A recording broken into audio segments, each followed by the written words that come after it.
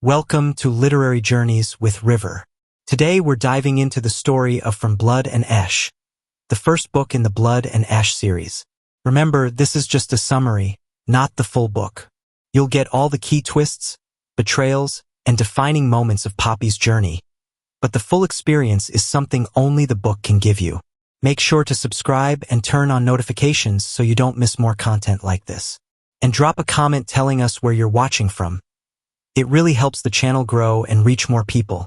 Let's begin. Chapter 1: The Maiden in the Red Pearl Tavern.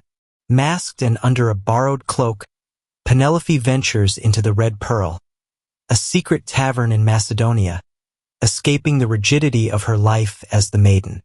There, she converses with 3 guards about the mysterious death of Finley in the Blood Forest, whose body was found without a drop of blood. While hiding her identity, Poppy watches the men and women of the place interact freely, longing for that freedom for herself. She reflects on her life under the control of the Ascended, the White Veil, her painful past and her uncertain future with the Ascension. She finds momentary comfort in anonymity, feeling simply Poppy. A mysterious woman discovers her, offers help and guides her to a room to hide from her guard Victor, who unexpectedly is also in the tavern. The room is occupied by Hawke Flynn, a guard of the Adarve, beginning an encounter that will mark a turning point in Poppy's forbidden night. Chapter 2: Hawke Flynn's Kiss.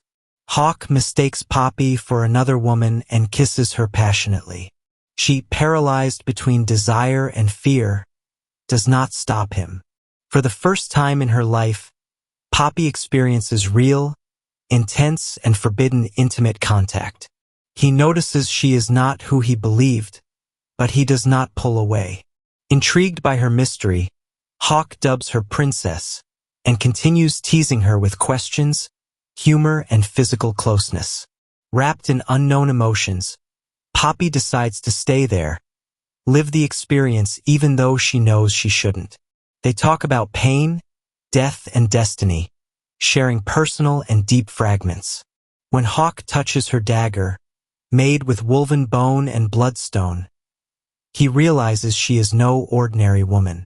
The tension rises until Kieran, a companion of Hawke's, bursts through the door. He leaves abruptly, leaving Poppy with a mix of anxiety, excitement, and disappointment. She vows not to be there when he returns. Chapter 3: The Shadow of the Ascension. After the encounter with Hawke, Poppy deals with an emotional storm. In conversation with Tawny, her only friend and waiting lady, she feigns normalcy but feels the weight of the secret. Although Tawny suspects Poppy escaped the castle, she hides what she lived.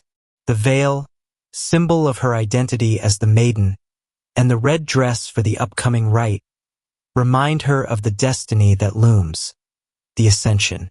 Tawny, enthusiastic about the future, transmits hope, but Poppy only sees uncertainty. She knows she cannot share everything, not even with her friend, for the danger of being considered unworthy is real. The memory of the night with Hawke haunts her, along with the certainty that it was the first and last time. That night, Victor arrives with troubling news. They have been summoned. It is not the Duke, but something worse. A cursed one has appeared, and with him the threat becomes tangible. Chapter 4: Victor's Secret and Marlowe's Curse. Poppy and Victor leave the castle to help a woman marked by a white scarf, a symbol of betrayal to the crown.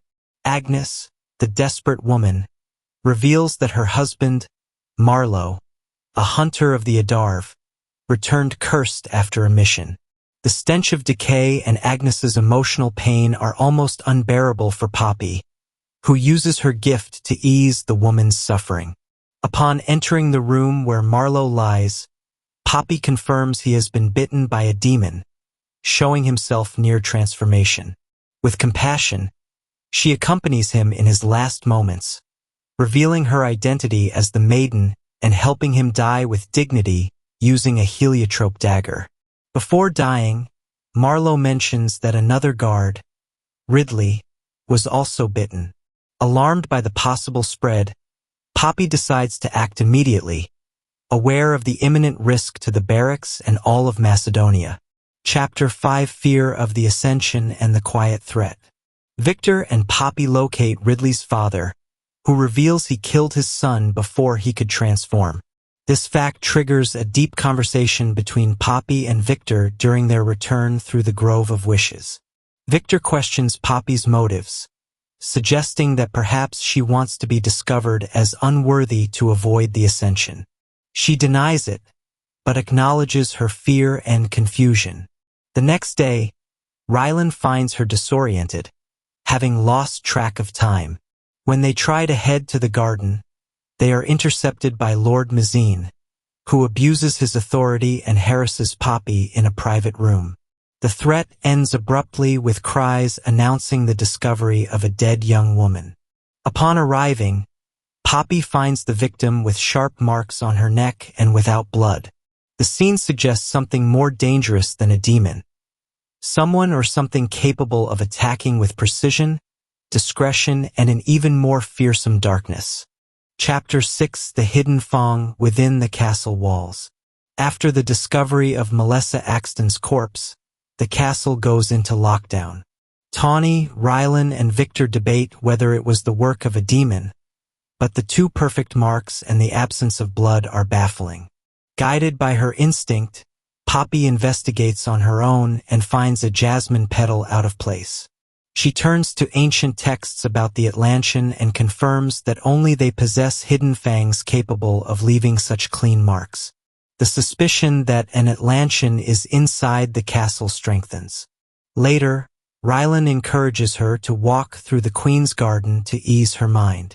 There, under the calm of dusk and the blooming of the night roses, everything seems normal, until an arrow brutally strikes Rylan in the chest. As he falls, he orders Poppy to run. The sudden, direct, and lethal attack makes it clear that the enemy is no longer lurking. It has begun to hunt from within. Chapter 7: The Ambush Among the Night Roses. Poppy watches in horror as Rylan dies, pierced by an arrow while they walked through the garden. Her gift detects no pain in him, confirming his immediate death. A hooded man with a bow orders her to follow him, threatening to harm her. Despite the fear, Poppy reacts with fury and stabs the attacker. The dagger does not reach his heart, but wounds the man badly, who responds with inhuman strength. During the violent confrontation, Poppy manages to wound him again before a signal makes him retreat. Still trembling, she cleans her weapon on Rylan's clothes and returns to the castle, where Victor finds her bloodstained.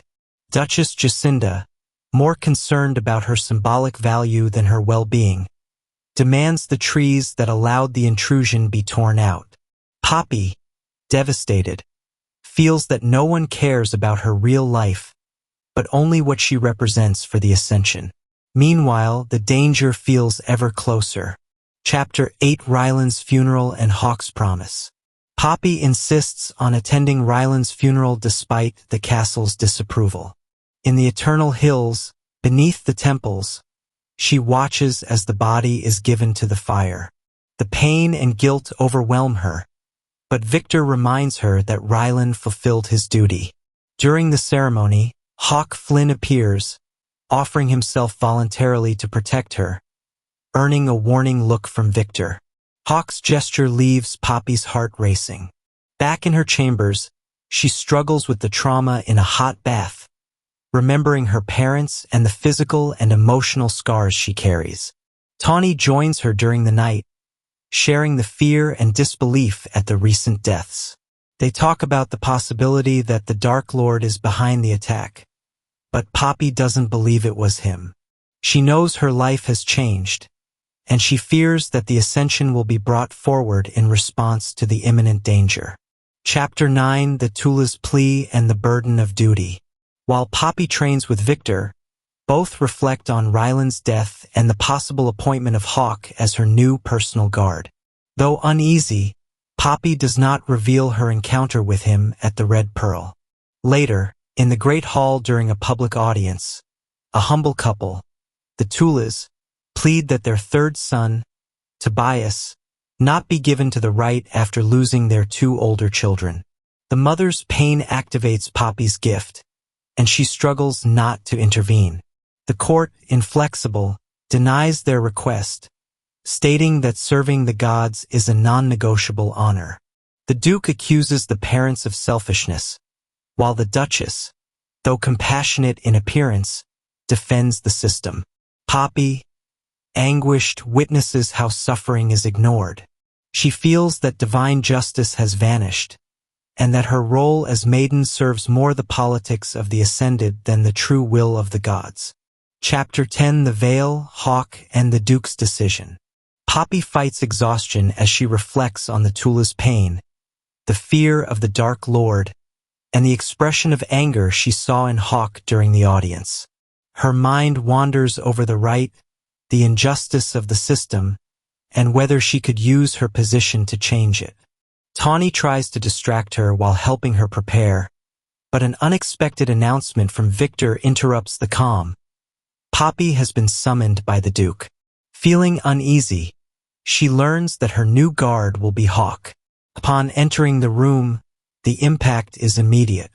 Poppy tenses when she discovers he will take Ryland's place, a decision justified by his experience outside the Adarve. To allow him to see her without the veil, she is ordered to uncover. The moment is filled with tension. Though she expects rejection, Hawke looks at her without judgment, calling her precious. With words different from the official oath, he promises to protect her with his sword and his life, leaving everyone surprised. Chapter 11: The Oath's Kiss and the Secret of the Red Pearl. With her heart racing, Poppy faces the tension of having been unmasked in front of Hawke. Her response is not one of disdain, but of a disconcerting intensity that leaves her breathless. The Duke, annoyed at not seeing revulsion in Hawke, makes cruel remarks, but Hawke defends her with grace. Back in her chambers, Tawny bursts with excitement upon learning that Hawke is her new guard. When Poppy confesses they kissed at the Red Pearl, Tawny is left speechless. Together they analyze the situation. If Hawke already recognized her, why has he said nothing? Does he plan to use it against her or simply protect her? Poppy wrestles between the fear of being discovered and the confusing emotion Hawke evokes in her. Though she insists that what happened cannot happen again, Tawny believes something is about to begin. Poppy does not know whether to feel relieved or disappointed by his silence, or by his gaze. Chapter 12: The Atrium, the Masks, and Prince Casteel's Name. Poppy finds herself in the atrium with Tawny and two waiting ladies, Lorraine and Defina, which breaks the rules. Though she tries to remain silent, she observes both women's absurd attempts to catch Hawke's attention. He remains composed, always alert, and his presence seems to fill the room. While they chat about the rite, the young women mention the Red Pearl and, finally, the forbidden name, Prince Casteel. Poppy, tired of their flippant talk about the Dark Lord and rebellion, confronts them. The impact is immediate. Through her gift, she feels a strange emotion, a mix of fear and excitement she cannot explain. After the tension, Hawke unexpectedly approaches. Tawny, excited, tries to hide it while he makes comments loaded with mischief. When he announces that the Duke has summoned Poppy, her nervousness grows. On the way to the meeting, Hawke suggests he has seen her before. Poppy, trembling, enters the room, where punishment awaits her. Chapter 13: The Duke's Punishment and the Maiden's Humiliation. Poppy is summoned by Duke Tyrman for a supposed lesson that turns into physical and emotional humiliation. In the presence of Lord Maiden, she is forced to remove her veil and hears cruel comments about her scars, her body, and her supposed inferiority. The Duke mentions that he knew her mother, something that confounds Poppy. As the accusations grow, from speaking with waiting ladies to being too close to Tawny, the Duke justifies his decision to impose 7 lashes on her. The harshness of the punishment, under Mazine's lascivious gaze, lays bare the abuse to which Poppy is subjected under the guise of preparing her for the ascension. She suppresses the pain, aware that any rebellion would bring consequences. While she suffers in silence, she vows to tell the Queen Ileana everything when she returns to the capital. Between blows and shame, Poppy's determination deepens within her core. Chapter 14: Silenced Pain and the Fog's Threat. After the punishment, Poppy manages to leave without Hawke seeing her. Victor accompanies her and, noting her state, confirms the punishment was severe. Although Poppy minimizes the damage, both share an honest conversation about the risk her secret training entails and the Duke's cruel treatment. In her room, Tawny tends her wounds with a healing salve. As she recovers, Poppy reflects on what Tyrman said about her mother and the possible connection to her past. The city sleeps, but she remains alert, watching the Adarv from her window. Suddenly, the torches go out and a dense fog descends. Flaming arrows cross the sky and announce the demon attack. Poppy decides to act, ignoring Tawny's pleas, and arms herself with her bow. Using the castle's hidden passages, she reaches the Adarv ready to fight. The battle for Macedonia has begun, and she will not stand aside. Chapter 15: The Battle at the Adarv and the Reunion with Hawke. From the Adarv, Poppy shoots with precision against the demons while chaos overtakes the city. The fog reveals deformed monsters thirsty for blood. She protects the guards and saves Victor from an attack, feeling alive amid the horror. She sees heroic sacrifices and witnesses a brutal slaughter. As the fog subsides, she faces an unexpected problem. Hawke finds her. Not yet recognizing her, he admires her skill and beauty. Uncomfortable, Poppy tries to escape without revealing her identity, but Hawke corners her. In a tense confrontation charged with tension and desire, she defends herself fiercely, surprising him and briefly escaping. However, he intercepts her and, amid struggles, banter and insinuations, the mystery deepens. Though he does not uncover her, Hawke is intrigued by the hooded girl. Poppy, determined to protect her secret, clings to her dagger and her silence, while the connection between them becomes inevitable. Chapter 16: The Secret Revealed Within the Walls. Hawke finally discovers that Poppy is the young woman with whom he shared kisses at the Red Pearl. Upon seeing the dagger she throws, he recalls the weapon he already knew, confirming his suspicions. He corners her in the Adarv, attempting to extract answers, while intense tension seizes both. Poppy tries to deny her identity, but he utters her name, Penelope.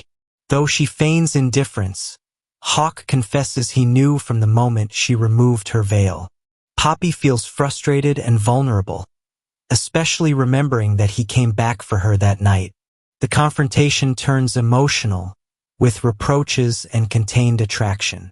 Finally, Hawke releases her, warning that they must continue that conversation later.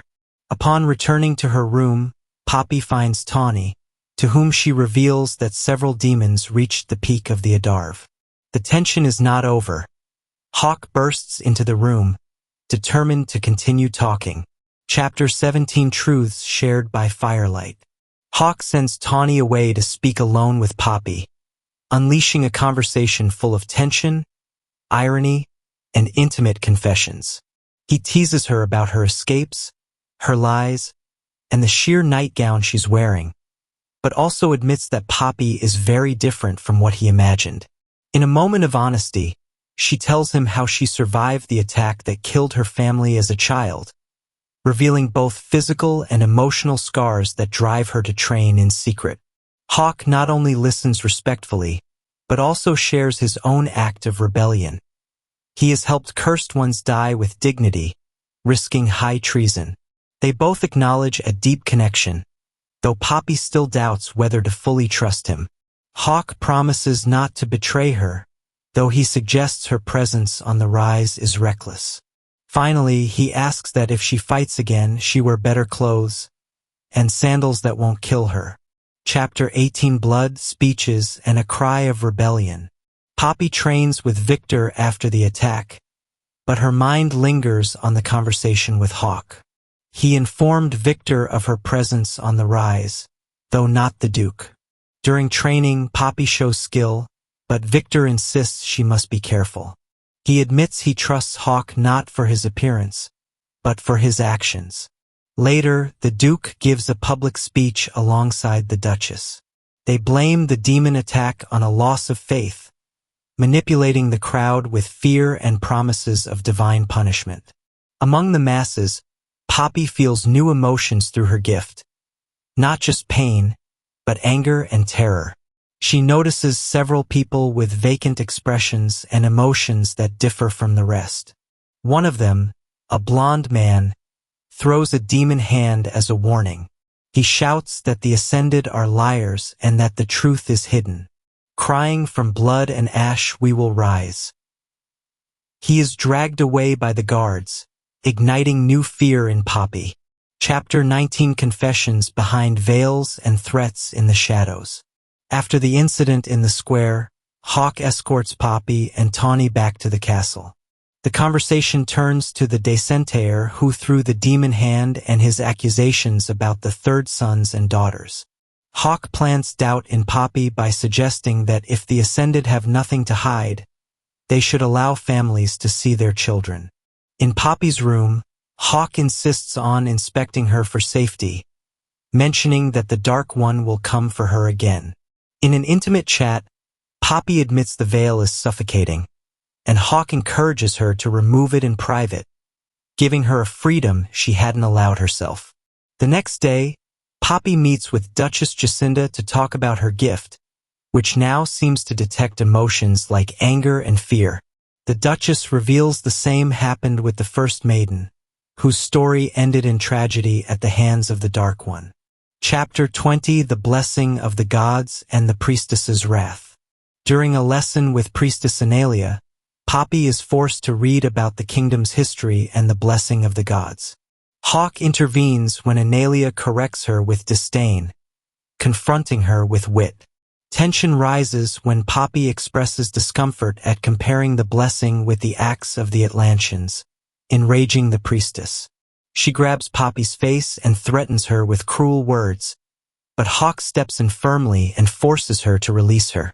Poppy, stunned by his bravery, feels gratitude and a deeper connection with him.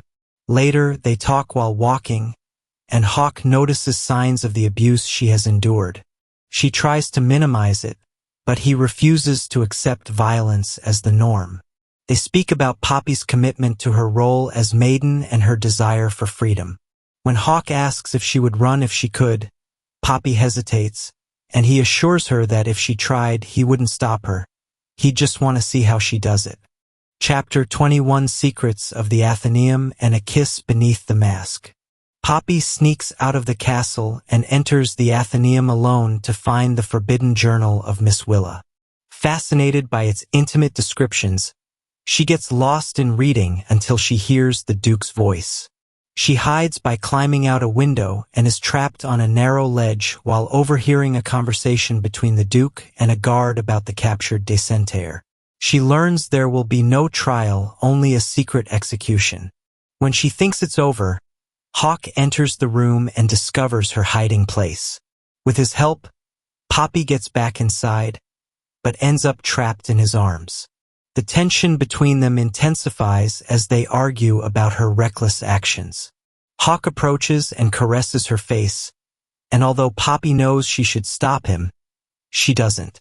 In an intimate moment charged with desire, he leans in to kiss her, and she, knowing he already recognizes her, doesn't pull away. She wants it to happen. Chapter 22: The Forbidden Journal and the Night of the Right. Poppy and Hawke share a tense and intimate conversation in the private room of the Athenaeum, where she reveals the existence of a secret passage. Though she tries to keep her distance, she is thrown off when Hawke finds Miss Willa Collins's journal and begins reading it aloud, embarrassing her. Later, with Tawny's help, Poppy prepares to attend the rite. The red dress she wears is revealing and beautiful, making her feel exposed but also empowered. Accompanied by Tawny and Victor, she descends to the great hall, dazzled by the festive atmosphere, though uneasy at the Duke's absence. Among the crowd, she tries to remain in the background, savoring the feeling of being just another girl. The excitement grows when Hawke appears dressed in a crimson robe and mask, giving her an intense look and a disarming compliment. Unbeknownst to her, this will be a night that marks a definitive change. Chapter 23: Suspicions, Warnings, and a New Encounter. During the rite, Poppy is approached by the unsettling Lord Maiden, whose scent reminds her of the jasmine found at Melissa's murder scene. This detail rekindles her suspicions. Then, a woman named Agnes interrupts her to thank her for helping her husband and to warn her about rumors that the Dark One seeks to capture her. Though the information is vague, Victor senses Agnes is hiding something more. Returning to the Great Hall, Poppy notes the Duke's continued absence, which strikes her as odd. The ceremony goes on, but her mind is torn between the warnings and recent events. Eventually, she feels an intense gaze fall on her and finds Hawke, who joins the group, charming and composed. His presence brings her comfort. When Victor leaves to speak with the commander, Hawke is left alone with her.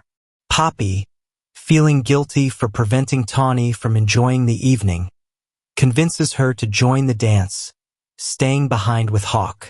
Chapter 24: The Weeping Willow and Desire Beneath the Moon. Poppy accepts Hawke's suggestion to go to the Queen's Garden to replace the tragic memory of Ryland's death with a new one. Walking together in the dark leads them to the old Weeping Willow, Hawke's favorite spot. There, protected by branches and shadows, they share confidences about pain, loneliness, and memories of lost loved ones. Poppy reveals her longing for her brother Ian and the distance separating her from everyone else, while Hawke insists he cares about who she is, not her title. The intimacy deepens until he sits her on his lap. Amid caresses, jokes, and teasing, the tension builds. Hawke assures her he wants to be with her regardless of her role as Maiden. Trapped between duty and desire, Poppy finally gives in. In a whisper filled with emotion and courage, she asks him to kiss her, and he, without hesitation, does. Chapter 25: The Willow's Kiss and Victor's Judgment. Beneath the Weeping Willow, Poppy and Hawke share a moment filled with desire and tenderness, where kisses deepen into touches and veiled confessions. He treats her gently, respecting her boundaries, but makes it clear he won't stop unless she does. Their physical and intimate connection becomes impossible to ignore, and for a moment, Poppy feels free from her role as Maiden. However, that peace is abruptly shattered when Victor discovers them. Tension escalates quickly. Reproaches, threats, and warnings about the consequences of their encounter. Hurt, Poppy defends herself before her protector, demanding the life she has been denied. Through tears and rage, she reveals what she has suffered and lost. As they leave, a scream of horror interrupts the moment. Entering the Great Hall, Poppy sees the most shocking sight. The Duke, impaled and hanging, murdered with the rod he used to punish her. Chapter 26: The Attack on the Castle and the Maiden's Fury. The Duke's death unleashes chaos. The Great Hall becomes a hellscape as masked Wolven and Descentaires launch a bloody attack. Windows shatter, arrows fly, and screams fill the air. Poppy shields Tawny while witnessing the deaths of Defina and Loren, fighting desperately to keep them safe. The panicked crowd crushes them, separating the group. Relying on combat instincts learned from Victor, Poppy rescues Loren, but she dies in her arms. Commander Jansen tries to lead her to safety, but Poppy resists until she finds Tawny and Victor. Together, They escape to a secured room where Poppy kills several attackers without hesitation. But in the climax of the battle, Victor is mortally wounded. In his final moments, he apologizes for failing her. When Maiden mocks them, Poppy, consumed by rage, dismembers him. Hawke stops her before she completely loses control. Chapter 27: Grief, Fury, and a New Order from the Capital. Poppy awakens after days of unconsciousness, emotionally shattered by Victor's death and the chaos endured. Isolated in her room without access to weapons or training, she replays the attack and what she did to Maiden. She feels empty, trapped between anger and sorrow. Although Hawke tries to reach her, tension lingers due to all that remains unspoken. When he finally apologizes, Poppy allows herself a moment of comfort in his arms. Later, Hawke informs her that the Duchess has requested a meeting. At the gathering, the Duchess, dressed in mourning white, reveals that the King and Queen have ordered Poppy's immediate return to Carcedonia. Against all odds, she will not be punished for killing Maiden. The Duchess hints she was aware of the abuse, but believes some truths do more harm than good. Poppy accepts her fate with a mix of resignation, restrained anger, and the longing for answers yet to come. Chapter 28: Tawny's Farewell, and the journey begins. Poppy argues with Hawke in her chambers after receiving the order to depart for Carcedonia. She refuses to leave Tawny behind, but he, now in charge of the escort, explains that the journey will be dangerous and there aren't enough resources to protect them both.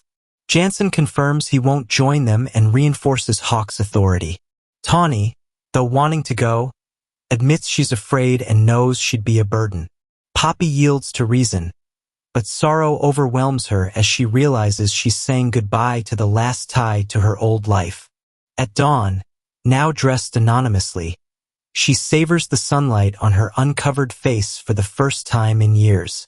Hawke arrives with Seti, his horse, and returns the dagger Victor gave her. As the group departs, Poppy meets Kieran and other guards. While the castle fades into the distance, she bids farewell to her past and embarks on the uncertain path to her destiny. Chapter 29: The Blood Forest and the Heat of Life. During the horseback journey, Poppy rides with Hawke, growing closer to him with every jolt and shift. Despite the tension of their surroundings, Hawke's presence and teasing ignite her desire. They talk about bar rats, the desolate plains, and ancient settlers, while she tries to ignore the warmth building inside her.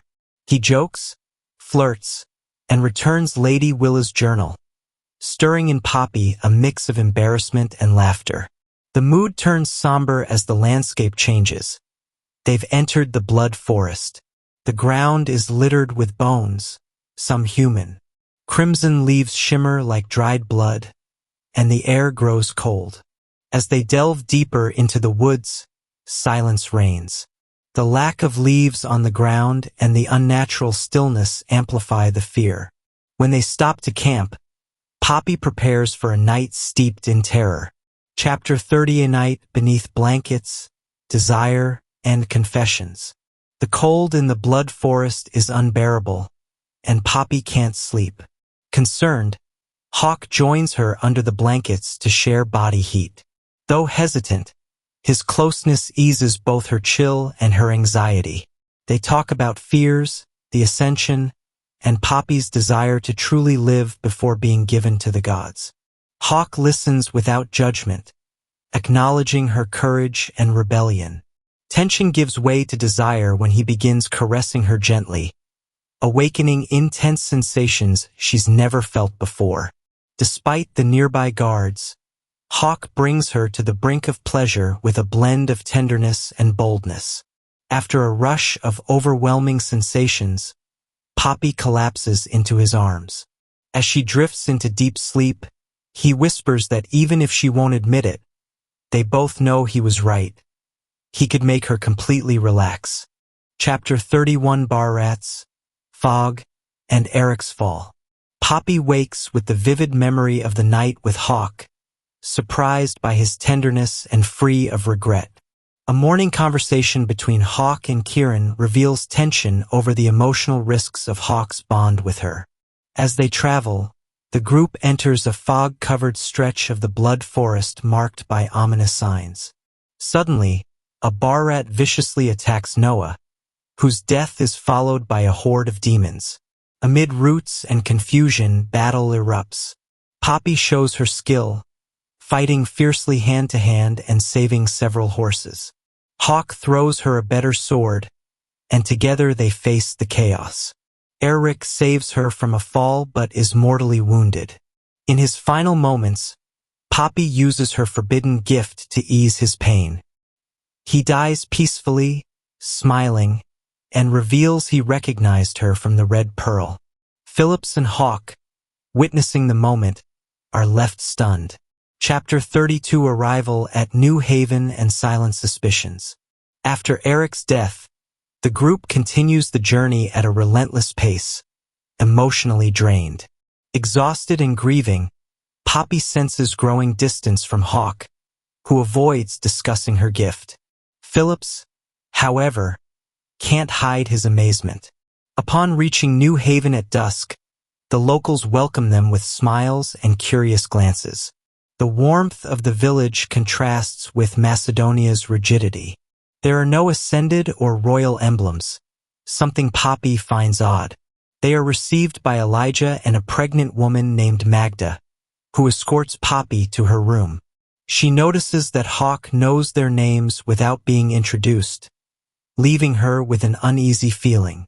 Amid thoughts of Tawny and Victor, and nostalgia for her past, Poppy dines, bathes, and puts on a blue robe, a symbol of her longed for freedom. But the night is not over yet, and Hawke is not far behind. Chapter 33: Poppy's Choice and Surrender to Desire. Poppy asks Hawke to stay. With brutal honesty, he warns her that if he does, he won't be able to stop.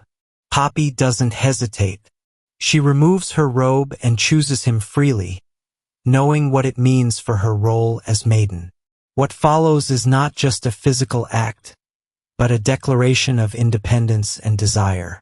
Hawke worships her with his body and his words, showing affection and reverence even for her scars. In giving herself, Poppy feels that everything in her life has led to this moment.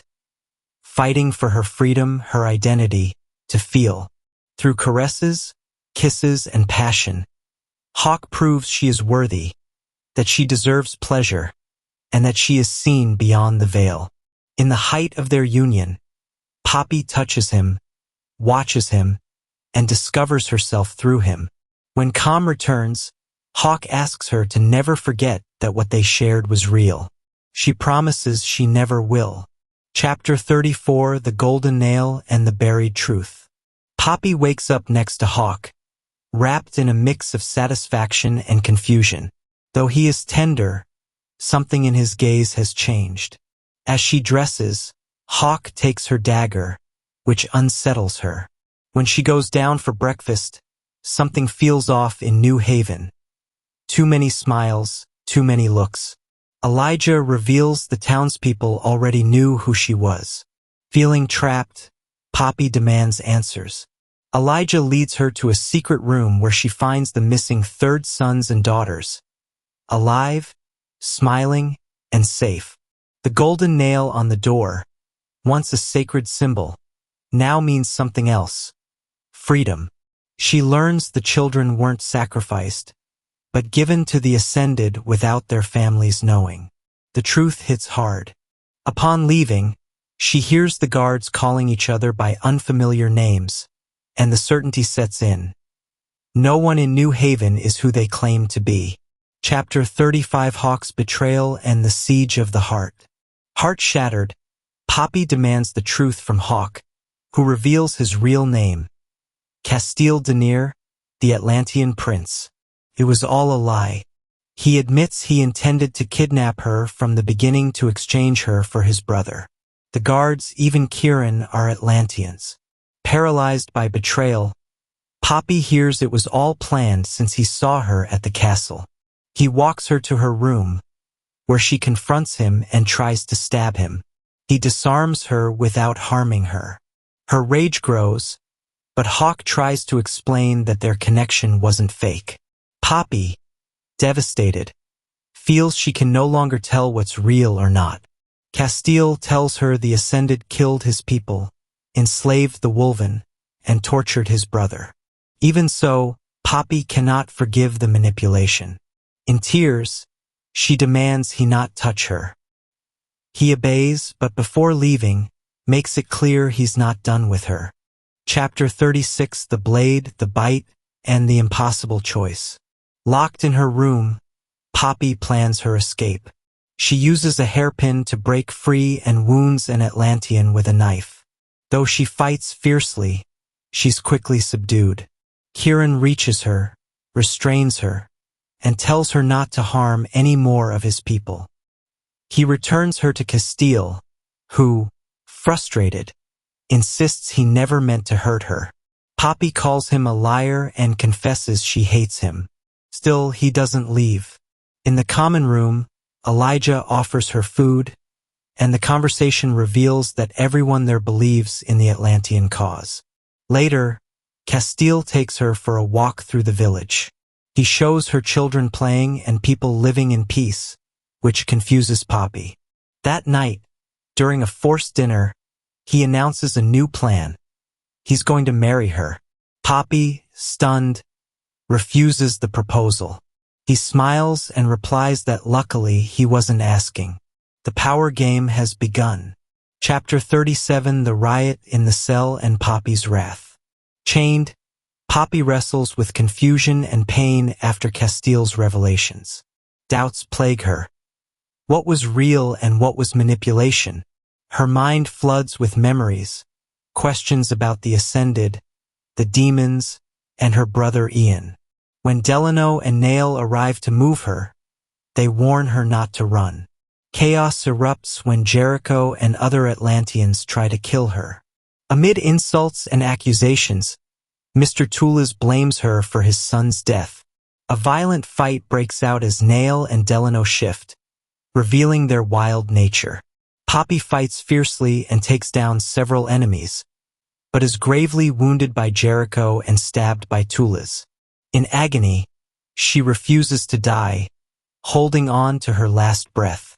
Just as all seems lost, a Wolven finds her, and Kieran arrives with him.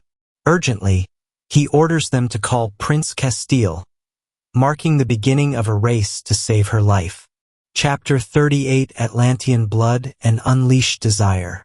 Amid pain and unconsciousness, Poppy hears Casteel's anguished voice. To save her, he offers his blood. Though she resists, her wounded body gives in and drinks. The transformation is instant. Her body heals, the burning vanishes, and a warm euphoria floods her. Fueled by the effects of his blood, her desire for Casteel grows uncontrollably. Confused by her attraction, she asks him to touch her. Though struggling with her vulnerability, he stops himself. The tension builds when she admits she doesn't hate him. Desire consumes them until they finally give in to each other in a raw, passionate act under the snow. Through touches, moans, and the unspoken confession of a real bond, Poppy confronts the depth of her desire and the truth. Pleasure doesn't erase betrayal, but it reveals that her feelings go beyond pain. She wants Casteel, even if she can't forgive him. Chapter 39: The Heart of an Enemy and the Journey to Atlantia. After the ecstasy, Poppy remembers everything.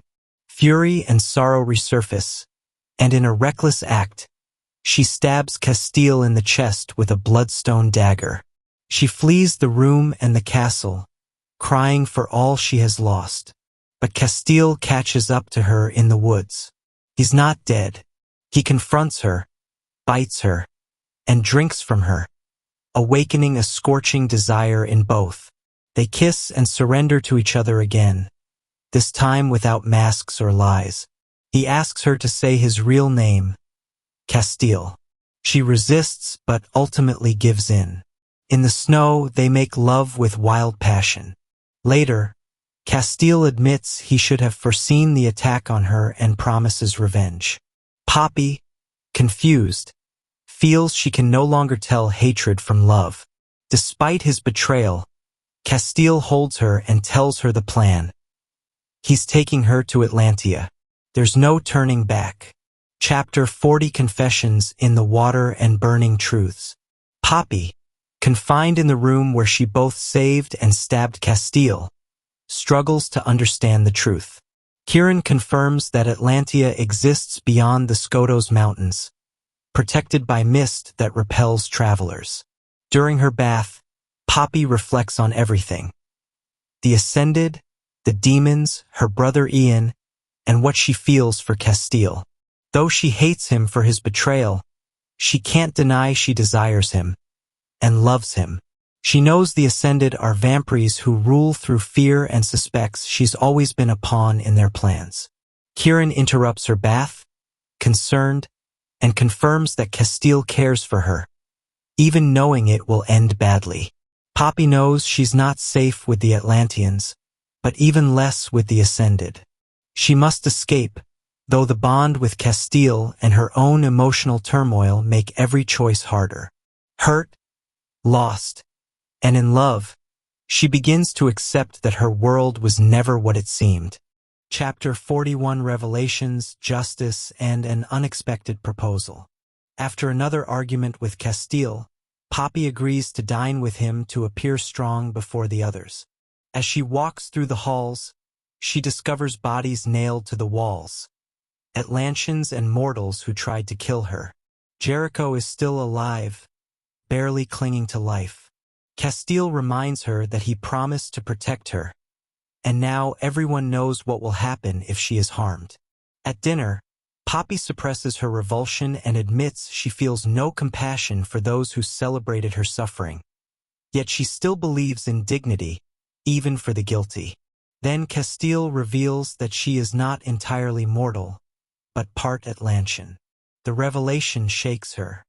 Her blood and her gifts confirm it, and that truth may be tied to why she was chosen as the Maiden. Kieran explains that such a mixture is rare, but possible. Finally, Casteel announces that they will leave for Atlantia at dawn, where, by law, only in his land can they marry. He smiles and, before everyone, declares his intent. He will marry her. We've reached the end of From Blood and Ash, a beginning that completely reshapes everything we thought we knew about this world. Thanks for being here until the end.